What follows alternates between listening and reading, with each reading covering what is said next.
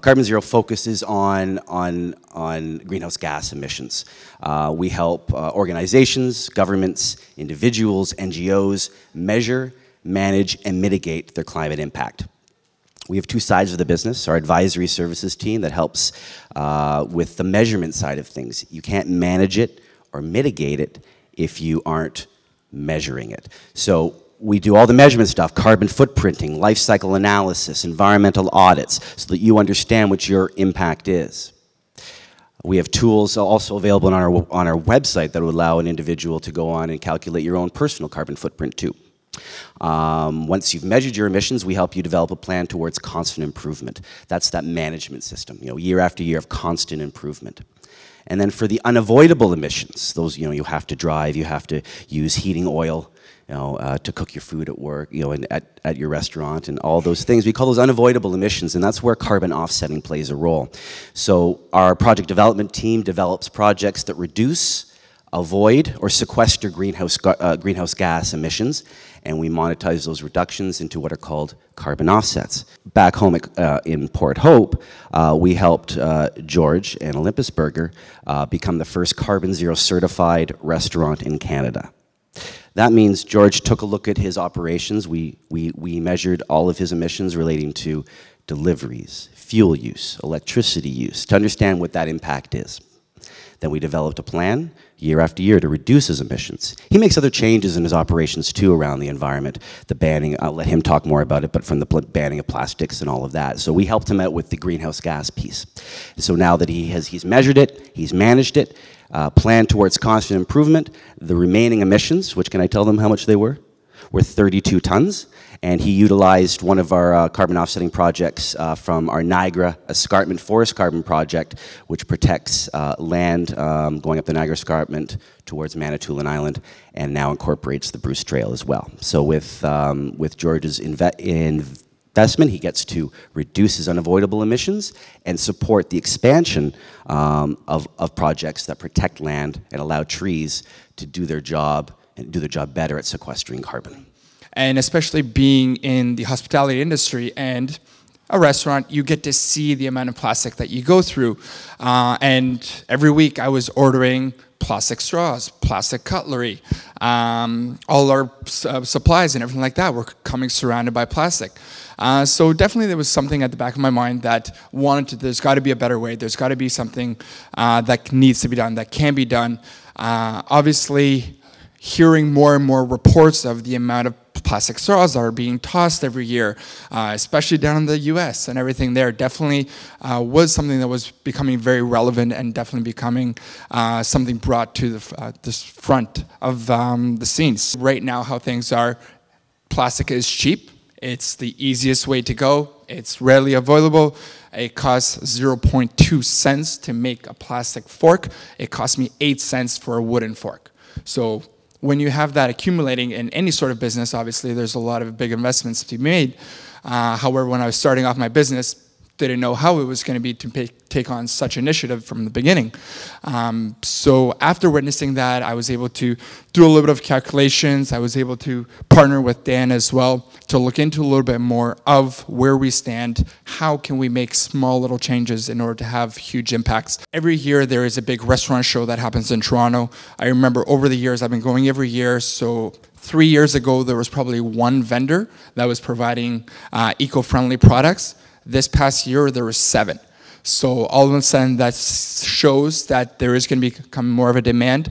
The pricing is going to become more competitive, so it will definitely be an easier option to convert, to look into more environmental conscious decisions when it comes to different things like that. I did simple calculations a few months back, and there was over 20,000 plastic straws that we've eliminated from using over the past year. So definitely small little changes, I think, can definitely snowball into greater impacts. Our mandate is to manage, protect, conserve, and restore our local watersheds, natural features, and functions. That is what we are all about. That's why we were created in 1946, to look at the specific issues at that time with the Ganaraska.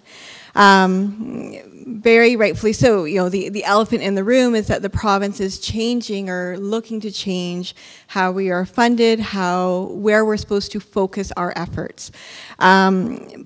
But regardless of that, that's nothing new to us. We have gone through the cuts in the 90s. It's whatever doesn't kill you makes you stronger, right?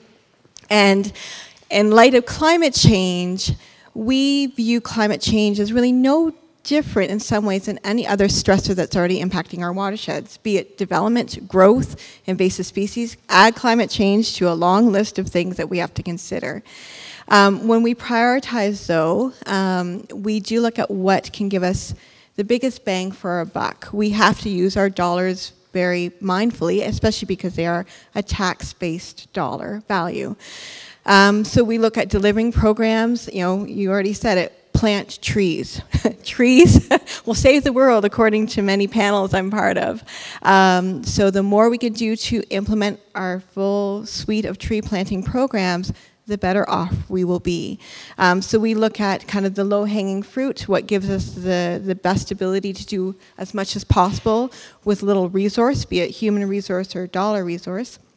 And we look at it in terms of how can we best mitigate, again, using the natural environment as our biggest sink. What we as an agency we can do to reduce our own footprint, because we are managers, but we also are individual staff, and we have cars and trucks that we drive. But also how we can help with the adaptive nature of a built environment. And we have lots of thoughts and processes in which we consider that. It is not a simple challenge by any means. We always look at ourselves and say, what can I do as an individual? And as an authority, we have a much broader role, but it's hard things to deal with. So it's not easy.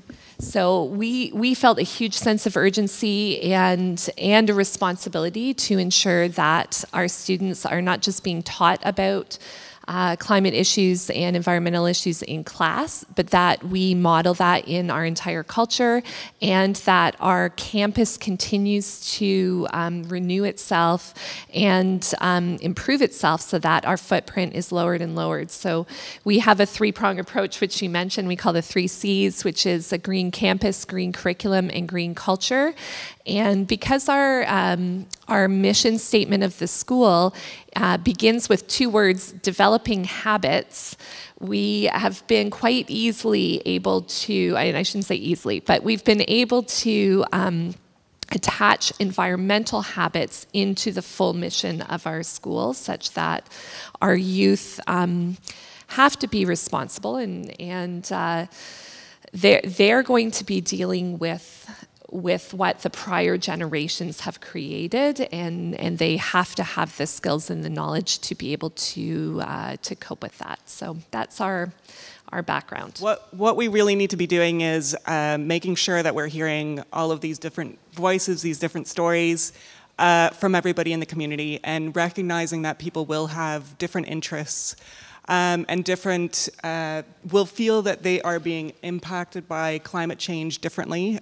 So if you look at youth versus older adults, people experiencing health issues, they're going to feel differently, and they'll have different stories to share. There are a lot of people living in rural areas, and they will have different priorities and concerns than those living in more urban areas in the town, for example.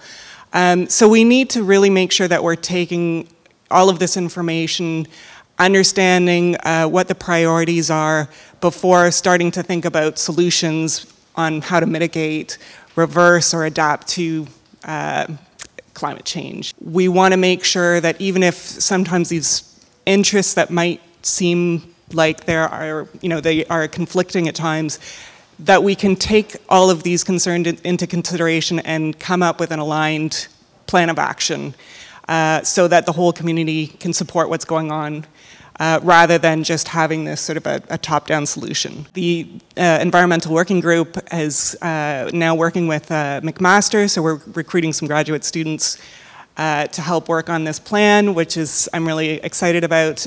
So we're going to have these students who are going to help get this information, gather these stories. There are going to be different strategies that we use to really understand what the issues are and the perspectives of different people, not just from the experts, though definitely including those ideas, but from everybody in the municipality.